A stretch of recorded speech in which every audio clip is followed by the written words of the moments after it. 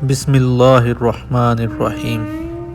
ہرقل یعنی کہ شاہ روم نے ان کے پاس قریش کے قافلے میں ایک آدمی بلانے کو بھیجا، اور اس وقت یہ لوگ تجارت کے لیے ملک شام گئے ہوئے تھے، اور یہ وہ زمانہ تھا جب رسول اللہ صلی اللہ علیہ وآلہ وسلم نے قریش اور ابو سفیان سے ایک وقتی معاہد کیا ہوا تھا۔ جب ابو سفیان اور دوسرے لوگ ہرقل کے پاس ایلیا پہنچے، جہاں ہرقل نے دربار طلب کیا ہوا تھا۔ جب ابو سفیان اور دوسرے لوگ ہرقل کے پاس ایلیا پہنچے، جہاں ہرقل نے دربار طلب کیا ہوا تھا، اس کے گرد روم کے بڑے بڑے لوگ، علماء، وزراء، امراء بیٹھے ہوئے تھے۔ ہرقل نے ان کو اور اپنے ترجمان کو بلوایا، اور پھر ان سے پوچھا کہ تم میں سے کون شخص مدعی رسالت کا زیادہ قریبی عزیز ہے؟ ابو سفیان کہتے ہیں کہ میں بول اٹھا، قریبی رشتہ دار ہوں۔ یہ سن کر ہرقل نے حکم دیا کہ اس کو یعنی ابو سفیان کو میرے قریب لا کر بٹھاؤ، اور اس کے ساتھیوں کو اس کی پیٹھ کے پیچھے بٹھا دو۔ پھر اپنے ترجمان سے کہا کہ ان لوگوں سے کہہ دو کہ میں ابو سفیان سے اس شخص کے یعنی محمد صلی اللہ علیہ وسلم کے حالات پوچھتا ہوں۔ پھر اس نے اپنے ترجمان سے کہا کہ ان لوگوں سے کہہ دو کہ میں ابو سفیان سے اس شخص کے یعنی محمد صلی اللہ علیہ وآلہ وسلم کے حالات پوچھتا ہوں۔ اگر یہ اس میں سے کسی بات میں جھوٹ بول دے تو تم اس کا جھوٹ ظاہر کر دینا۔ ابو سفیان کا قول ہے کہ خدا کی قسم، اگر مجھے یہ غیرت نہ آتی کہ یہ لوگ مجھے جھٹلا دیں گے، تو میں آپ صلی اللہ علیہ وآلہ وسلم کی نسبت ضرور غلط گوئی سے کام لیتا۔ خیر، پہلی بات جو ہرقل نے مجھ سے پوچھی وہ یہ کہ اس شخص کا خاندان تم لوگوں میں کیسا ہے؟ میں نے کہا وہ تو بڑے اونچے اعلیٰ نسب والے ہیں۔ کہنے لگا اس سے پہلے بھی کسی نے تم لوگوں میں ایسی بات کہی تھی؟ میں نے کہا نہیں۔ کہنے لگا اچھا، اس کے بڑوں میں کوئی بادشاہ ہوا ہے؟ میں نے کہا نہیں۔ پھر اس نے کہا بڑے لوگوں نے اس کی پیروی اختیار کی ہے یا کمزوروں نے؟ میں نے کہا نہیں، کمزوروں نے کی۔ پھر کہنے لگا اس کے تابع لوگ جو ہیں روز بڑھتے جا رہے ہیں یا کوئی ساتھی پھر بھی جاتا ہے؟ میں نے کہا نہیں۔ کہنے لگا کیا اپنے اس دعوے یعنی نبوت سے پہلے بھی کبھی کسی بھی موقع پر اس نے جھوٹ بولا ہے؟ میں نے کہا نہیں، اور اب ہماری اس سے صلح کی ایک مقررہ مدت ٹھہری ہوئی ہے، معلوم نہیں وہ اس میں کیا کرنے والا ہے۔ ابو سفیان کہتے ہیں میں اس بات کے سوا اور کوئی جھوٹ اس گفتگو میں شامل نہ کر سکا۔ ہرقل نے کہا کیا تمہاری اس کی کبھی لڑائی ہوتی ہے؟ ہم نے کہا ہاں۔ بولا پھر تمہاری اور اس کی جنگ کا حال کیا ہوتا ہے؟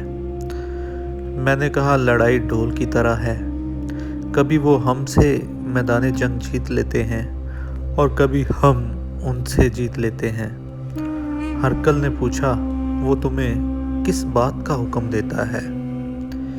میں نے کہا وہ کہتا ہے صرف اللہ ہی کی عبادت کرو،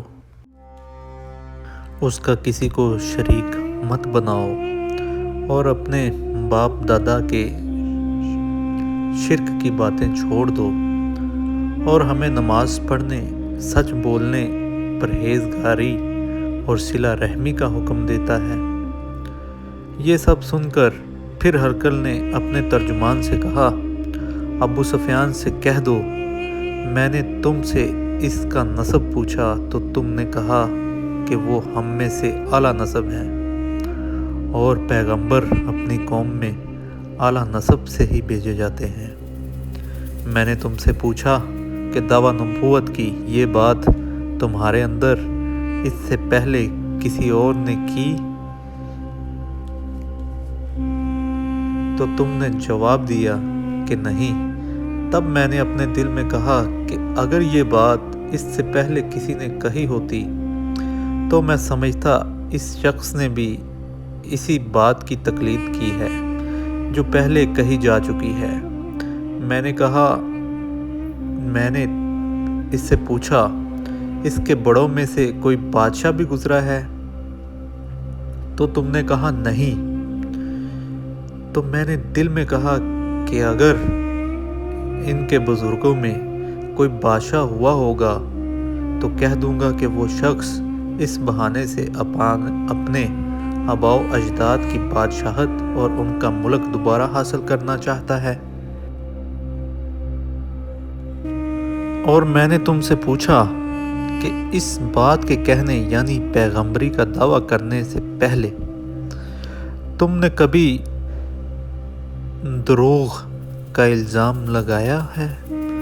تو تم نے کہا نہیں۔ تو میں نے سمجھ لیا جو شخص آدمیوں کے ساتھ دروغ گوئی سے بچے وہ اللہ کے بارے میں کیسے جھوٹی بات کہہ سکتا ہے۔ اور میں نے تم سے پوچھا کہ بڑے لوگ اس کی پیروی کرتے ہیں یا کمزور آدمی؟ تو تم نے کہا کمزوروں نے اس کی اتباع کی ہے۔ تو دراصل یہی لوگ پیغمبروں کے متابعین ہوتے ہیں۔ اور میں نے تم سے پوچھا کہ اس کے ساتھی بڑھ رہے ہیں یا کم ہو رہے ہیں؟ تم نے کہا کہ وہ بڑھ رہے ہیں، اور ایمان کی کیفیت یہی ہوتی ہے حتیٰ کہ وہ کامل ہو جاتا ہے۔ اور میں نے تم سے پوچھا کہ آیا کوئی شخص اس کے دین سے ناخوش ہو کر مرتد بھی ہو جاتا ہے؟ تو تم نے کہا نہیں۔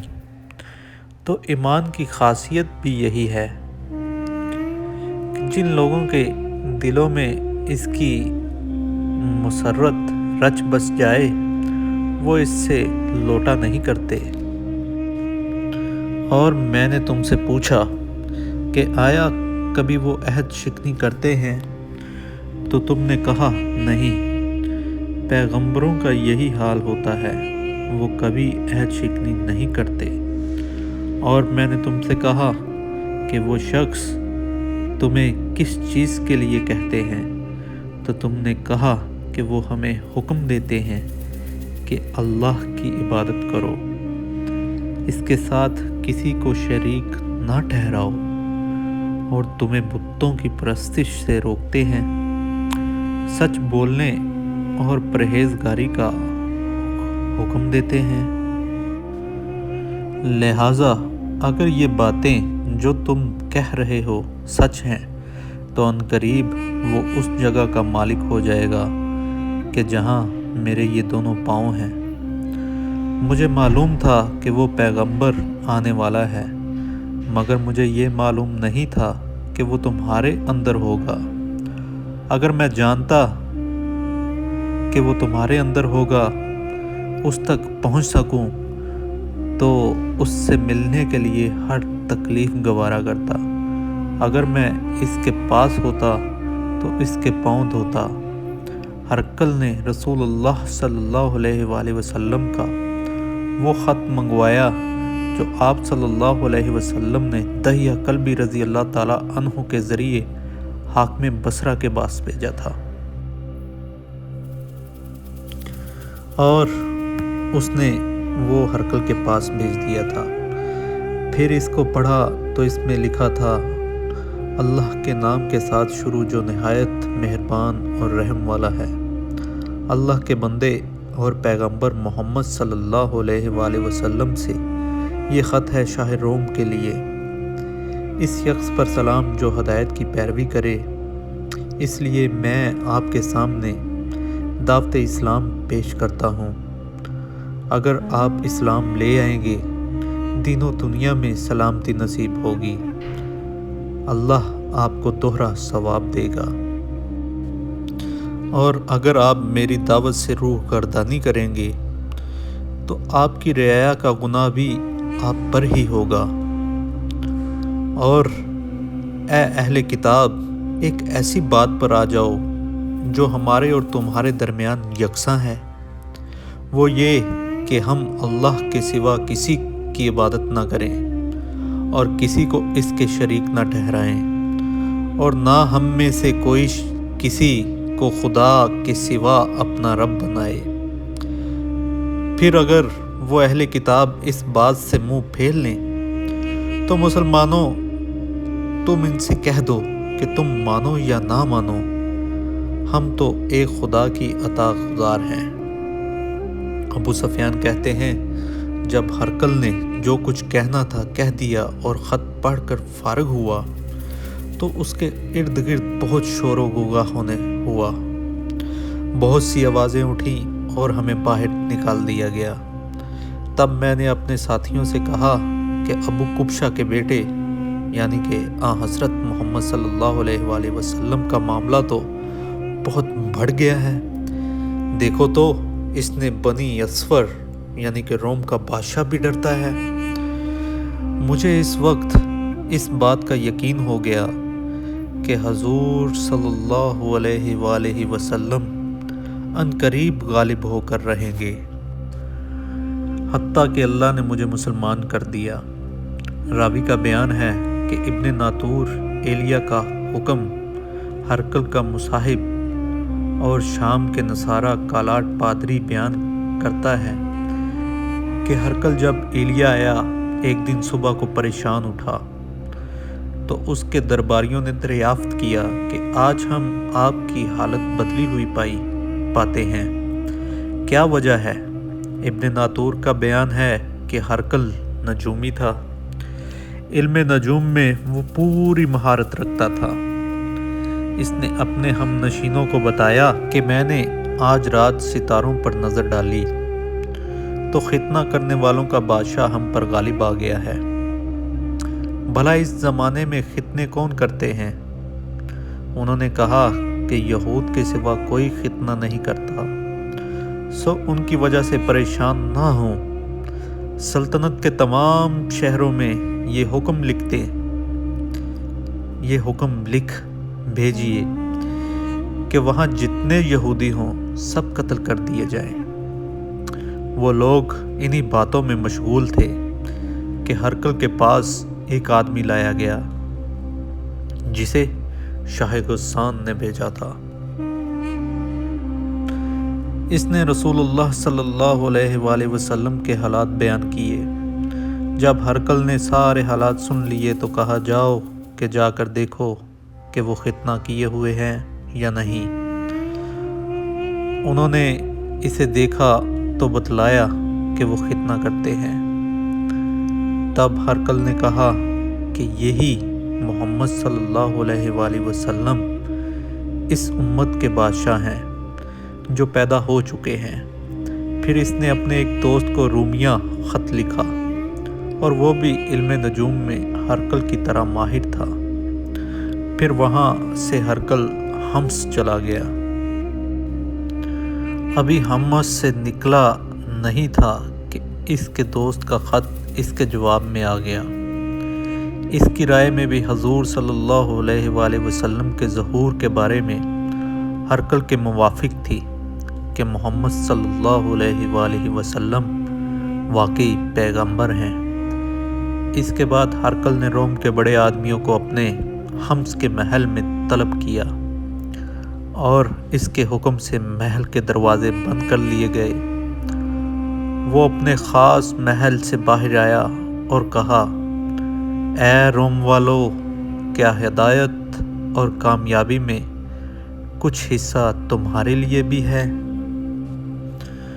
اگر تم اپنی سلطنت کی بقا چاہتے ہو تو پھر اس نبی صلی اللہ علیہ وآلہ وسلم کی بیعت کر لو اور مسلمان ہو جاؤ۔ یہ سننا تھا کہ پھر وہ لوگ وحشی گدھوں کی طرح دروازے کی طرف دوڑے، مگر انہیں بند پایا۔